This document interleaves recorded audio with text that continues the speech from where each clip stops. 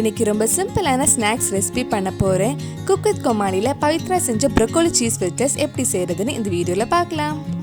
First ப்ரோக்கோலியை வேக வைக்கலாம். அதுக்கு சுடு தண்ணியில் கொஞ்சம் உப்பும் மஞ்சள் பொடி போட்டு ஒரு 5 நிமிஷம் ப்ரோக்கோலியை வேக வைக்க போகிறேன். 5 நிமிஷத்துக்கு அப்புறம் ப்ரோக்கோலியை தண்ணி எதுவும் இல்லாமல் வடிகட்டி எடுக்கலாம். இந்த ப்ரோக்கோலியை எவ்வளவு சின்னதாக கட் பண்ண முடியுமோ அவ்வளவு சின்னதாக கட் பண்ணி எடுத்துக்கோங்க.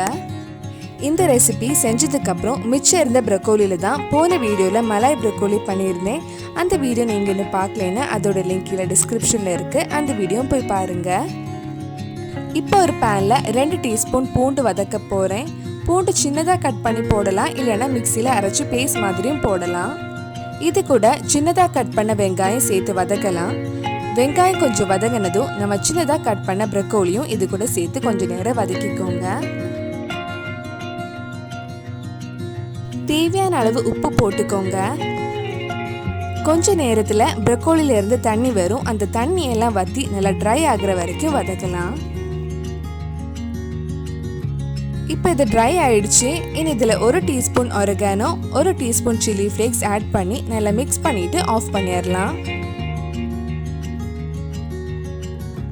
இது ஆறுனதுக்கப்புறம் இன்னொரு பவுலுக்கு மாற்றிடலாம். இதில் 1 டேபிள் ஸ்பூன் கார்ன்ஃப்ளவர் ஆட் பண்ணுறேன். இது உருண்டை பிடிக்கணும், அதுக்கு ஏற்ற மாதிரி பிரெட் க்ரம்ஸ் ஆட் பண்ணிக்கோங்க. நான் கிட்டத்தட்ட 1/2 கப் ஆட் பண்ணியிருக்கேன்.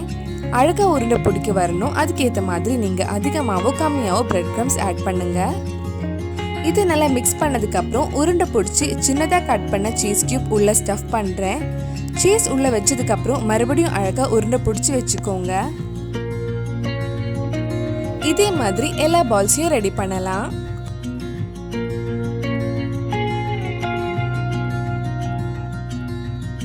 எல்லா பால்ஸும் ரெடி பண்ணதுக்கப்புறம் பிரெட் க்ரம்ஸில் கவர் பண்ணதுக்கு முன்னாடி ஒரு பவுலில் 1 டேபிள் ஸ்பூன் மைதா கொஞ்சம் தண்ணி ஊற்றி மிக்ஸ் பண்ணுறேன். நம்ம ரெடி பண்ணி வச்சுருக்கிற பால்ஸ் இதில் டிப் பண்ணிவிட்டு பிரெட் க்ரம்ஸில் கோட் பண்ணால் பால்ஸில் பிரெட் க்ரம்ஸ் நல்லா கவர் ஆகும். இதே மாதிரி மிச்சம் இருக்கிற பால்ஸ்லேயும் பிரெட் க்ரம்ஸ் கோட் பண்ணி வைக்கலாம்.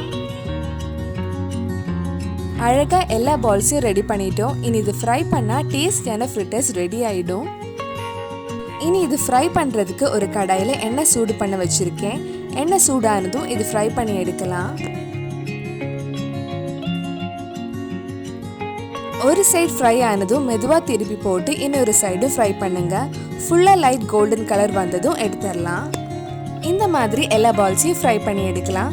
இந்த ஃப்ரிட்டர்ஸ் கூட போன வீடியோவில் மலாய் ப்ரோக்கோலிக்கு ரெடி பண்ண ஒயிட் மலாய் சாஸ் கூட சாப்பிட்டா ரொம்பவே நல்லா இருந்துச்சு. டொமேட்டோ சாஸ் விட அந்த ஒயிட் சாஸ் தான் டேஸ்டியாக இருந்தது. டேஸ்டியான ப்ரோக்கோலி சீஸ் ஃப்ரிட்டர்ஸ் ரெடி ஆயிடுச்சு. கண்டிப்பாக நீங்களும் இந்த ரெசிபி உங்கள் வீட்டில் செஞ்சு பாருங்கள். இந்த வீடியோ உங்களுக்கு பிடிச்சிருந்தா லைக் பண்ணுங்கள், உங்கள் ஃப்ரெண்ட்ஸ் அண்ட் ஃபேமிலிக்கு ஷேர் பண்ணுங்கள். வேறு என்னெல்லாம் ரெசிபிஸ் நம்ம சேனலில் ட்ரை பண்ணலான்னு கீழே கமெண்ட் பாக்ஸில் சொல்லுங்கள். மறக்காமல் நம்ம சேனலையும் சப்ஸ்கிரைப் பண்ணிடுங்க.